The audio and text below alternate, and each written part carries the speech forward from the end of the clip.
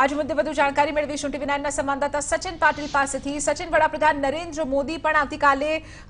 Polling station પર પહોંચશે, જે જગ્યા ઉપર તેઓ પહોંચવાના છે રાણીપમાં। અત્યારે ત્યાં જે પોલિંગ બૂથ છે ત્યાં કયા પ્રકારની તૈયારીઓ થઈ ચૂકી છે અને કાલે કેટલા વાગે વડાપ્રધાન નરેન્દ્ર મોદી ત્યાં વોટ આપવા માટે પહોંચશે? સચિન।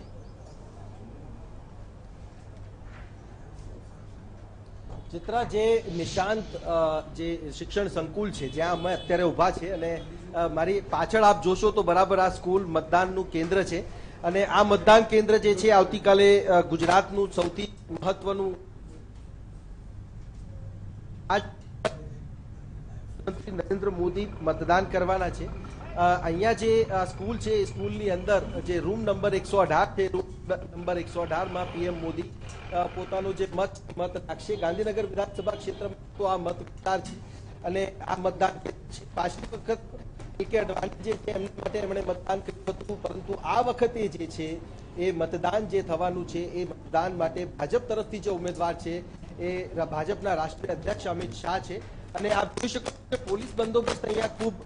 મોટી માત્રામાં રહેશે। સ્વાભાવિક છે, કારણ કે પીએમ મોદી અહીંયા આવતા હોય ત્યારે ખૂબ મોટી સંખ્યામાં લોકો પણ અહીંયા આવશે અને એને જ બાબતને લઈને જે બેરિકેડિંગ છે, બેરિકેડિંગ ખાસ કરીને કરવામાં આવ્યું છે અને આસપાસનો જે વિસ્તાર છે એમાં જે સુરક્ષા વ્યવસ્થા છે, સુરક્ષા વ્યવસ્થા પણ એ પ્રકારે રાખવામાં આવી છે કે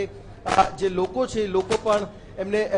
એમને જોઈ શકે, એમનું જે અભિવાદન છે અભિવાદન પીએમ મોદી પણ કરી શકે, ત્યારે એ પ્રકારની જે વ્યવસ્થા છે વ્યવસ્થા ખાસ કરીને અહીંયા ગોઠવવામાં આવી છે અને આ બેરિકેડિંગ જે છે બેરિકેડિંગની અંદર લોકો હશે અને પીએમ મોદી જે છે એ આ રૂટ ઉપરથી આવશે અને રૂટ ઉપરથી આવીને અહીંયા એ મતદાન કરશે।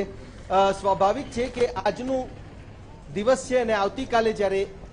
મતદાન થવાનું છે ત્યારે મતદાન થયા બાદ જે ગુજરાતના જે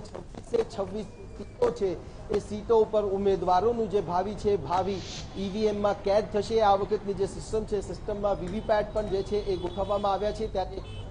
એ બધી જ બાબતો સાથે જે અહીંયા ડિસ્પેચ જે છે સેન્ટર એ ડિસ્પેચ અહીંયા કરી દેવામાં આવ્યા છે, જે સેન્ટર ઉપર ઈવીએમ અને વીવીપેટ આપવામાં આવે છે ત્યારે।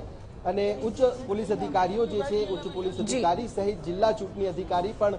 જે કલેક્ટર હોય છે એ પણ અહીંયા આવીને પોતાની મુલાકાત લઈને ગયા છે। એસપીજી પણ અહીંયા પોતાની મુલાકાત આવીને કરી ગઈ છે કે જે સુરક્ષા વ્યવસ્થા છે સુરક્ષા વ્યવસ્થાને રહીને કોઈ ચૂક ન રહી જાય, ત્યારે આ જે સમગ્ર વ્યવસ્થા છે વ્યવસ્થા અહીંયા કરવામાં આવી છે। સાથે જ મીડિયા માટેની જે વ્યવસ્થા છે મીડિયા માટેની વ્યવસ્થા અહીંયા કરવામાં આવશે, જ્યાંથી મીડિયા પોતાનું જે છે એ કવરેજ કરી શકશે। અને આ જે સમગ્ર વિસ્તાર છે વિસ્તારમાં પાછલી વખત પણ જ્યારે પીએમ મોદી અહીંયા વોટ કરવા માટે આવ્યા હતા ત્યારે વોટ બાદ જે છે એ લોકો જે છે એ મતદાન કરતી વખતે એમને જોવા માટે ખૂબ મોટી સંખ્યામાં ઉપસ્થિત હોય છે। બિલકુલ આભાર સચિન, સમગ્ર મામલે જાણકારી આપવા બદલ। તો આ તસવીર આપ જોઈ શકો છો રાણીપમાં નિશાન વિદ્યાલય ખાતે વડાપ્રધાન નરેન્દ્ર મોદી વોટ આપવા પહોંચશે તે પહેલા ત્યાં એક રીતે ચુસ્ત સુરક્ષા બંદોબસ્ત ગોઠવવામાં આવ્યો છે। જે ઈવીએમ છે એટલે કે ઇલેક્ટ્રોનિક વોટિંગ મશીન તે ડિસ્પેચ થઈ ચૂક્યા છે, ન માત્ર એક પોલિંગ સ્ટેશન પરંતુ તમામ પોલિંગ સ્ટેશન ઉપર અત્યારે આ જ પ્રકારે સુરક્ષા બંદોબસ્ત